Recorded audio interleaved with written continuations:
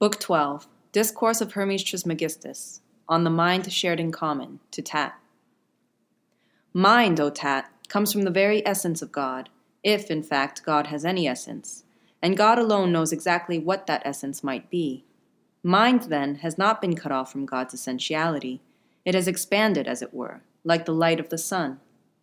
In humans, this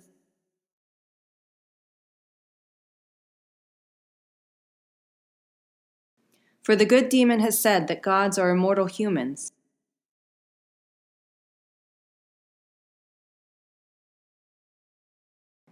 Where soul is, there also is mind, just as there is soul wherever life is. But the soul in unreasoning animals is life devoid of mind. Mind is a benefactor of human souls. It works on them for good. In things without reason, mind assists the natural impulse rising from each. But it opposes this impulse in human souls. Every soul, as soon as it has come to be in the body, is depraved by pain and pleasure. For in a composite body, pain and pleasure seethe like juices. Once immersed in them, the soul drowns.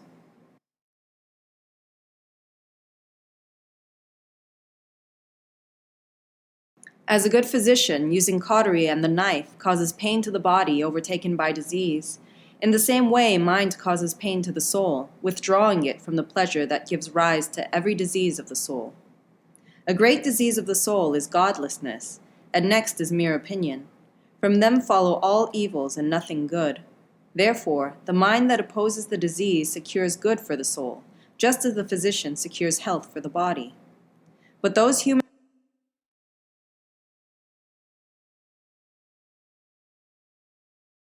When mind connives with them and gives way to longings, the rush of appetite drives such souls to the longings that lead to unreason, and, like animals without reason, they never cease their irrational anger and irrational longing, and they have never had enough of evil. For angers and longings are irrational vices that exceed all limits. God has imposed the law upon these souls as a torment and a reproof. In that case, Father, the discourse about fate that I heard and finished earlier would seem to be contradicted. If it is absolutely fated for some individual to commit adultery or sacrilege or to do some other evil, how is such a person still to be punished when he has acted under compulsion of fate? Everything is an act of fate, my child, and outside of it nothing exists among bodily entities. Neither good nor evil comes to be by chance. Even one who has done something fine is fated to be affected by it, and this is why he does it, in order to be affected by what affects him, because he has done it.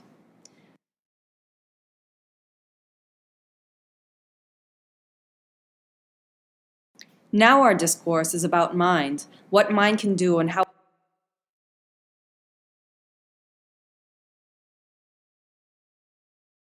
Moreover, in other living things, mind is not beneficent. As it quells anger and longing, it acts differently in each individual, and one must understand that some of these are men who possess reason that others are without it. But all people are subject to fate and also to birth and change, which are the beginning and the end of fate. And what is fated affects all people. Yet those who possess reason, whom, as we have said, mind commands, are not affected as the others are. Since they have been freed from vice, they are not affected as a consequence of being evil. Again, Father, what do you mean? The adulterer is not evil? The murderer is not evil? And all the rest of them? One who has reason will not be affected because he has committed adultery, my child, but as if he has done so. Nor will he be affected because he has murdered, but as if he had murdered. It is not possible to escape the quality of change any more than of birth, though it is possible for one who has mind to escape vice. Thus, I have always heard the good demon say, it would have been most useful to humankind if he had given it out in writing. He alone, my child, because he looked down on everything as if he were firstborn God, has truly given voice to divine discourses. Once, at any rate, I heard him say that all things are one, especially the intellectual bodies, that we live in power and in energy and in eternity, also that mind of eternity is good and that its soul is good as well. This being so, there is nothing dimensional among intellectual beings, and thus, since mind rules all and is the soul of God, mind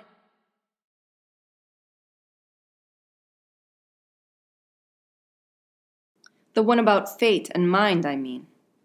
For if you carefully avoid contentious discourse, my child, you will find that mind, the soul of God, truly prevails over all, over fate and law and all else.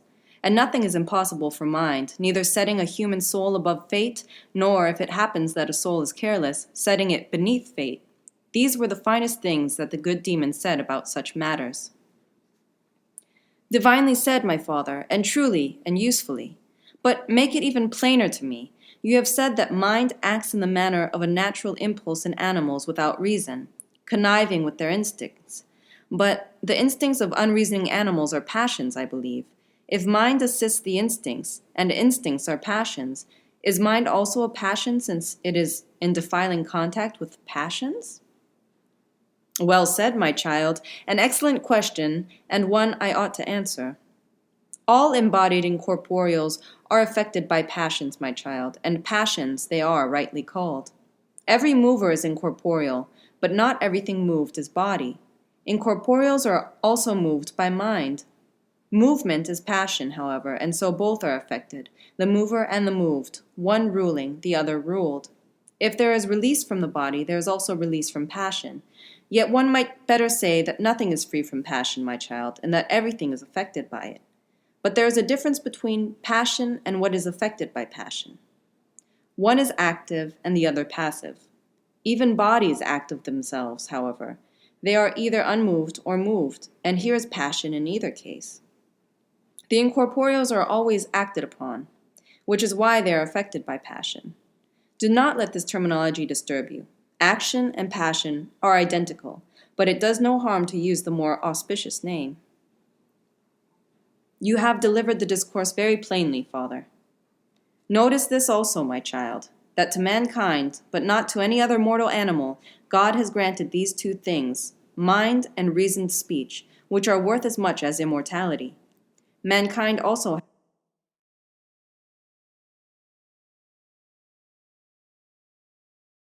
Instead, when he has left the body, both these gifts will guide him to the troop of the gods and the blessed. The other living things, my father, do they not use speech? No, child. They use only voice, and speech differs.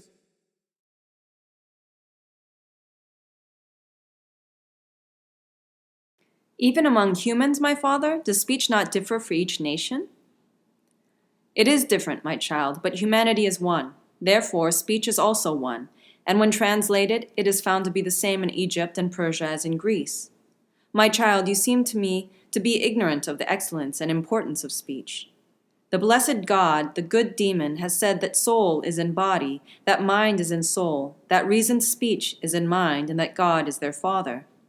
Reasoned speech, then, is the image and mind of God, as the body is the image of the idea, and the idea is the image of the soul. Thus, the finest of matter is air, the finest air is soul, the finest soul is mind, and the finest mind is God.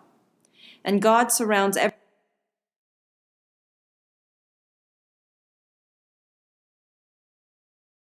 Necessity, providence, and nature are instruments of the cosmos and of the order of matter. Each of the intellectual beings is an essence, and their essence is identity, but each of the bodies in the universe is multiple. Since composite bodies have their identity in always causing one body to change to another, they preserve the incorruptibility of identity. Otherwise, for all composite bodies, there is a number of belonging to each. For without number, neither association, nor composition, nor dissolution can occur. The henads give birth to number, increase it, and take it back to themselves after it has been dissolved, and yet the matter is one. This entire cosmos, a great God and an image of a greater, united with God to helping preserve the Father's will and order, is a plenitude of life, and throughout the whole recurrence of eternity that comes from the Father, there is nothing in the cosmos that does not live, neither in the whole of it nor in its parts. For there never was any dead thing in the cosmos, nor is there, nor will there be. The Father wished it to be alive as long as it holds together, and so it was necessary for the cosmos to be God. How then, my child, can there be dead things in God, in the image of all, in the plenitude of life? For deadness is corruption, and corruption is destruction. How can any part of the incorruptible be corrupted, or anything by God be destroyed?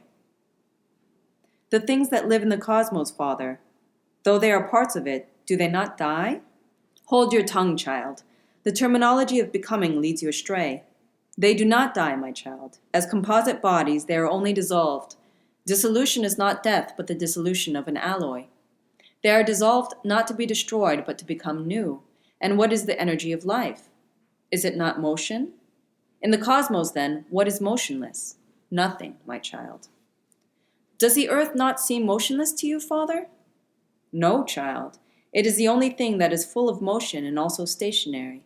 Would it not be quite absurd if the nurse of all were motionless? She who begets everything and gives birth to it? For without motion, the begetter cannot beget anything. It is most absurd of you to ask if the fourth part is idle, that a body is motionless that can signify nothing but being idle. Therefore, my child, you should know that everywhere in the cosmos everything is moved, either by decrease or by increase. What is moved also lives, but not everything that lives needs to stay the same. Taken as a whole, my child, the entire cosmos is free from change, but its parts are all subject to change. Nothing, however, is corruptible or destroyed, terms that disturb human beings. Life is not birth, but awareness, and change is forgetting, not death. Since this is so, all are immortal: matter, life, spirit, soul, mind, of which every living thing is constituted. Through mind, then, every living thing is immortal, but most of all mankind, who is capable of receiving God and fit to keep company with him. With this living thing alone does God converse, at night through dreams and through omens by day, and through all of them he foretells the future, through birds, through entrails, through inspiration, through the oak tree, whereby mankind also professes to know what has been, what is at hand, and what will be. And notice this, my child, that each living thing frequents one part of the cosmos: water for those that live in the water, earth for those that dwell on land, air for those that float above. But mankind uses them all: earth, water, air, fire. He even sees heaven, which he grasps by sensing it.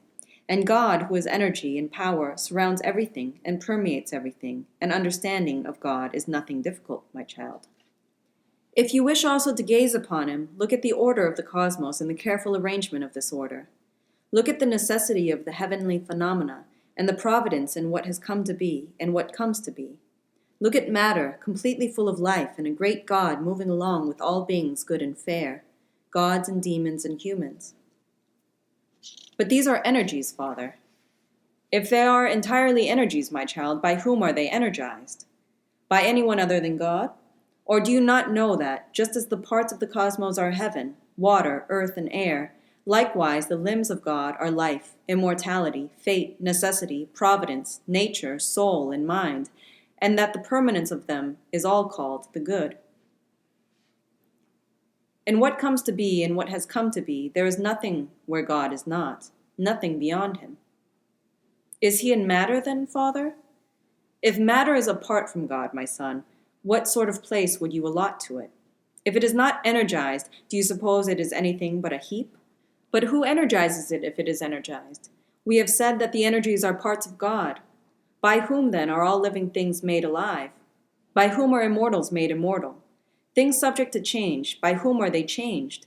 Whether you say matter or body or essence, know that these also are energies of God, and that materiality is the energy of matter, corporeality the energy of bodies, and the essentiality the energy of essence. And this is God, the All. But in the All there is nothing that he is not. Hence neither magnitude, nor place, nor quality, nor figure, nor time has any bearing on God. For God is all, and the All permeates everything and surrounds everything. Show this discourse reverence, my child, and keep it religiously. There is but one religion of God, and that is not to be evil.